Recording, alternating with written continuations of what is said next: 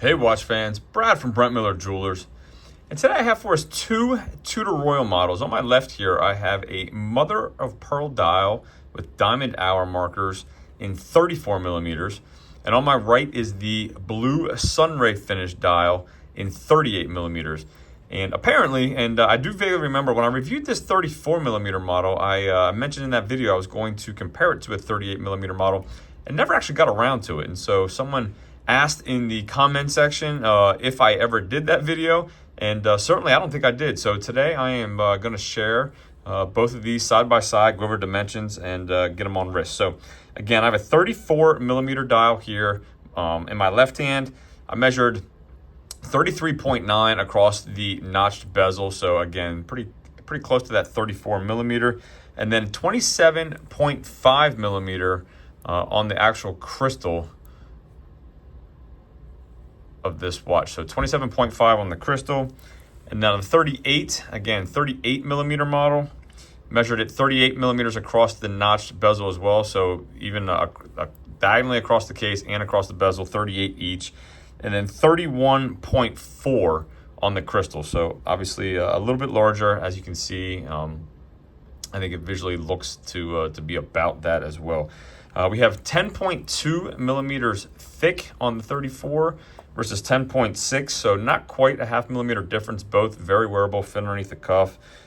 And then 41.2 lug tip to lug tip on the 34 versus 44.7 on the 38.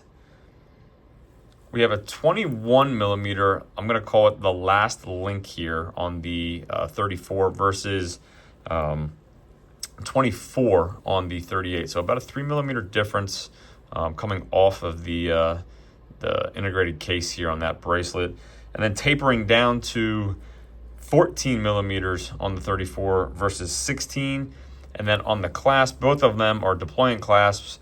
The clasp, very small here, pops back out to 16 millimeters, and on the 38 pops back out to 18. So again, just 2 millimeters at the last link as well as on the clasp. Both are solid stainless steel case backs. Housing inside the caliber T601 is going to be a Solita movement with 38 hours of power reserve. And both watches with signed with the Tudor Sheila. Give me some focus here. Signed screw down crowns, 100 meters of water resistance on both. I did weigh them. The 34 weighed in at 103.5 grams, so just over 100 grams.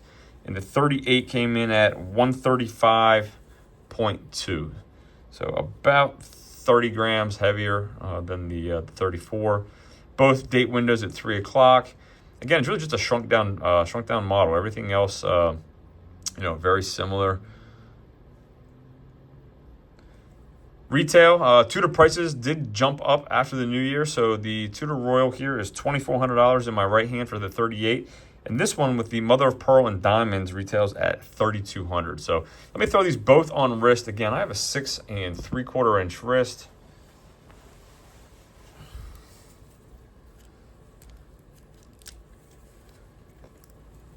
If you watched my review of this watch, I don't know, months ago now, I believe, the 34 wears fairly well for a 34 millimeter watch. I was actually surprised, the first time I put it on.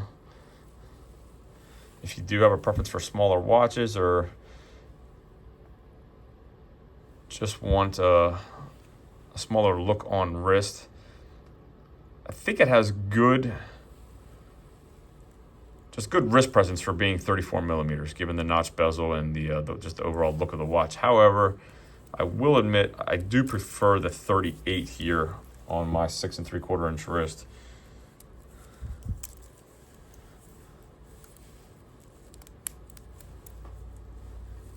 And I have owned smaller watches, vintage watches in the past at 34 millimeters. And for this one, I still just prefer the 38. However, the 34, again, if you have familiarity with smaller watches, by all means, I think it is absolutely wearable. If that's your preference, or if you do have a smaller wrist. So real quick, I will give you a Lume shot of both. We do have Lume on the hour and minute hand here.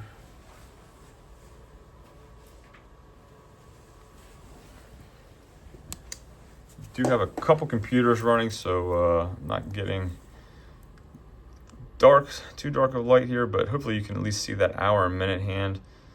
So as always, thank you for viewing. If there's anything I can do for you, shoot me an email, brad@brentlmiller.com, and we'll see you in the next video.